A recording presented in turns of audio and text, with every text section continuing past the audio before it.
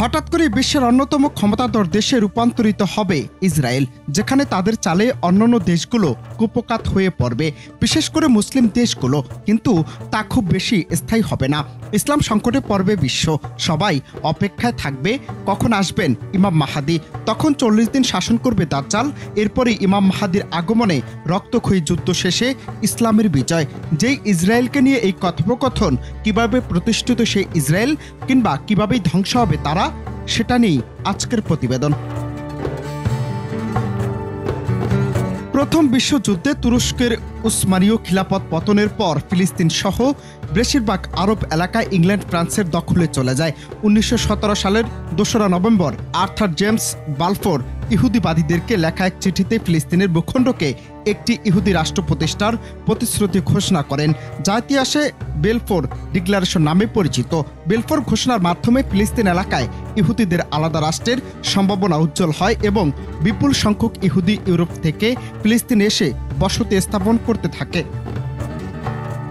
1905 থেকে 1919 সাল পর্যন্ত ফিলিস্তিনে ইহুদিদের সংখ্যা ছিল মাত্র কয়েক হাজার।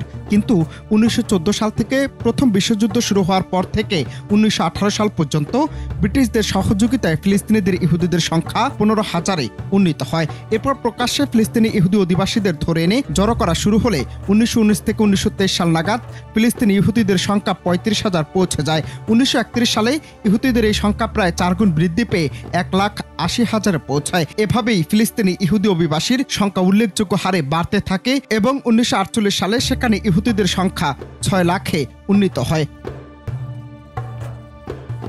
ব্রিটিশরা দ্বিতীয় বিশ্বযুদ্ধের পর ফিলিস্তিন ছেড়ে যাওয়ার সময় ইসরায়েল নামের একটি রাষ্ট্রের ঘোষণা দিয়ে যায়, যা শুরু থেকেই আরব রাষ্ট্রগুলো বিরোধিতা করতে থাকে, যা পরবর্তীতে ইহুদি আর আরব মুসলিমদের যুদ্ধে পর্যন্ত জড়ায়। এ পর্যন্ত সর্বমোট আরবদের সাথে ইহুদিদের 4টি যুদ্ধ হয়েছে। 1948 সালে আরব ইসরায়েল যুদ্ধ, 1956 সালে দ্বিতীয় আরব ইসরায়েল যুদ্ধ, 1967 সাল ও 1973 সালে চতুর্থ আরব ইসরায়েল যুদ্ধ।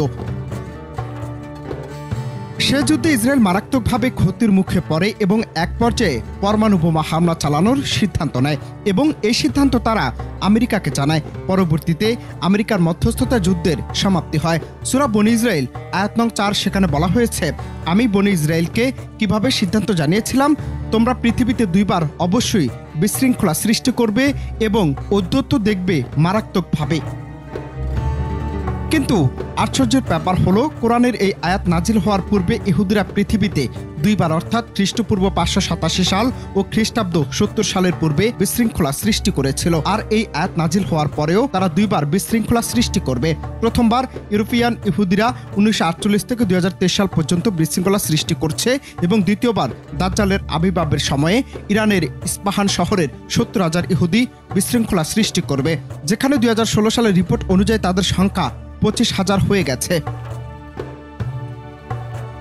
দ্বিতীয়বার ধ্বংস হওয়ার পর অর্থাৎ 70 খ্রিস্টাব্দে বনী ইসরায়েলের উপর জেরুজালেম শহরে তাদের জন্য হারাম হয়ে যায় এবং তারা পুরো বিশ্বের বিভিন্ন জনগোষ্ঠীর মধ্যে ছড়িয়ে পড়ে।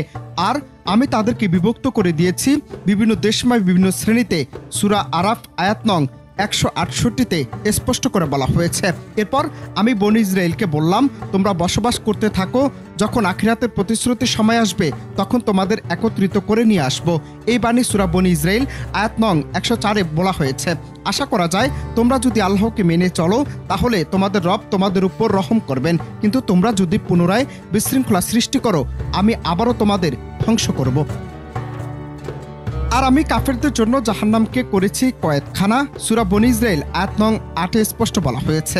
এই আয়াতের মাধ্যমে আল্লাহ তাআলা ইহুদিদেরকে হুমকি দিয়ে বলেছেন, ইহুদিরা যদি পুনরায় বিশৃঙ্খলা সৃষ্টি করে তাহলে আল্লাহ তাআলা তাদেরকে আগের মতো আবারও ধ্বংস করবেন, যেরকম ভাবে আগে 2 বার ধ্বংস করেছিলেন, যেমনটি খ্রিস্টপূর্ব 587 সালে এবং খ্রিস্টাব্দ 70 সালে ধ্বংস করেছিলেন। এ তো হলো প্রতিষ্ঠা, কিন্তু বর্তমান ইসরায়েল রাষ্ট্র কিভাবে ধ্বংস হবে? ইসরায়েলের সাথে মুসলিমদের যুদ্ধ চলতেই থাকবে, এরকম বর্ণনা হাদিসে পাওয়া গেছে। আশ্চর্যের ব্যাপার হলো, ইসরায়েল রাষ্ট্র প্রতিষ্ঠার জন্য তারা আরব রাষ্ট্রসমূহের সাথে 4-5 বার যুদ্ধ করে। 1948, 1956, 1967 এবং 1973 এবং লেবাননের সাথে 2006 সালে ও হামাসের সাথে 2014 সালে। ঠিক তেমনই ইসরায়েল ধ্বংস হবে আরও 4 থেকে 5টি পর্যায়ে। তবে মুসলমান জাতির জন্য সুসংবাদ হলো, সেটা হবে খুব অল্প সময়ের মধ্যে। এমনকি ইমাম মাহাদির আবির্ভাবের 5 থেকে 6 বছর পূর্বেই হবে। ভবিষ্যতের সূত্র ধরে ইরান ও ইসরায়েলের ইসরায়েলের মধ্যে সরাসরি যুদ্ধের সম্ভাবনা রয়েছে, কারণ ইসরায়েল ইরানের সাথে যুদ্ধ করতে মরিয়া হয়ে আছে। সর্বপ্রথম ফিলিস্তিনে আসবে হলুদ পতাকাবাহী বর্বর আবকা জাতি, যা আফ্রিকার তাওয়ারেক জাতি। তারাই ইসরায়েলের দালাল খ্যাত মিশরের সরকারকে পরাজিত করে মিশর দখল করবে এবং তাদের একটি দল ফিলিস্তিনে আসবে। তবে তারা খুব অল্প সময় সেখানে থাকবে এবং কালো পতাকাবাহী দল আসহাব জাতি বা ইসলামী স্টেটকে 18 মাস সিরিয়ার তৃতীয় বৃহত্তম হোমস শহর অবরোধ করে রাখবে। তারা ইসরায়েলের সাথে যুদ্ধ করবে এরকম সরাসরি বর্ণনা পাওয়া যায়নি। ইমাম মাহাদির শত্রু সুফিয়ানির হাতে ফিলিস্তিন বিজয় হবে। হাদিস থেকে আমরা বলা হয়েছে সুফিয়ানি হবে উমাইয়া ও বানু কালফ গোত্রের লোক। হযরত ওমর বিন মুররা আল জামালি রাদিয়াল্লাহু তাআলা আনহু থেকে বর্ণিত, তিনি বলেছেন, রাসূলুল্লাহ সাল্লাল্লাহু আলাইহি ওয়াসাল্লাম বলেছেন, নিশ্চয়ই খুরাসান থেকে একদল কালো পতাকাবাহী লোকের আবির্ভাব ঘটবে এবং তাদের একদল তাদের ঘোড়াগুলো দড়ির সাহায্যে বাইতাল লাহিয়া ফিলিস্তিনের গাজা উপত্যকা এবং হারাস্তার সিরিয়া রাজধানী দামেস্কের নিকটবর্তী এলাকার মধ্যবর্তী স্থানে জাইতুন গাছের সাথে বাঁধবে।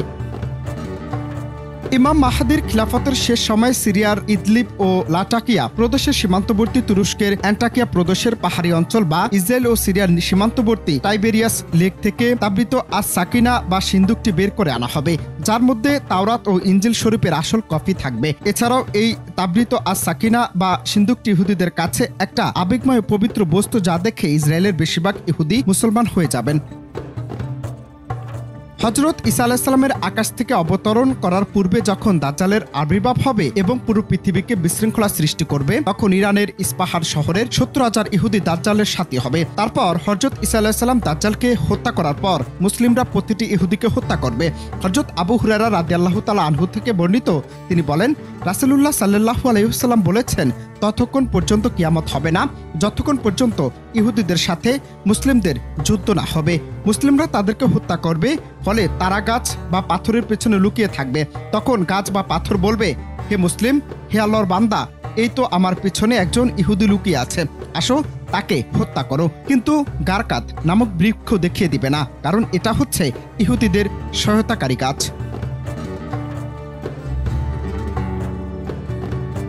আমাদের বেশিরভাগ মুসলমানদের মধ্যে একটি ভুল ধারণা হচ্ছে ইমাম মাহাদি ও হযরত ঈসা আলাইহিস সালাম একই সময়ে আত্মপ্রকাশ হবে, কিন্তু হাদিসগুলো নিয়ে গবেষণা করলে বোঝা যায় ইমাম মাহাদি ও হযরত ঈসা আলাইহিস সালাম আলাদা দুটি যুগে আত্মপ্রকাশ করবেন। এছাড়াও জেরুজালেম খিলাফতের রাজধানী হিসেবে কয়েক শত বছর প্রতিষ্ঠিত থাকবে। মাহাদির মৃত্যুর পর আহলে বাইতে 2 জন, তারপর মুজারি বংশের খলিফাগণ, মাখজুমি খলিফা, ইয়েমেনি খলিফাগণ, কাহতানি খলিফা, আম্মানি খলিফা, পারস্যের খলিফা, সর্বশেষ পুনরায় আহলে বাইতের 2 জন খলিফা এবং হযরত ঈসা আলাইহিস সালাম সবাই বাইতুল মুকাদ্দাস থেকেই খিলাফত পরিচালনা করবেন। অনন্ত হাসান মাসুদ, বাংলা টিভি।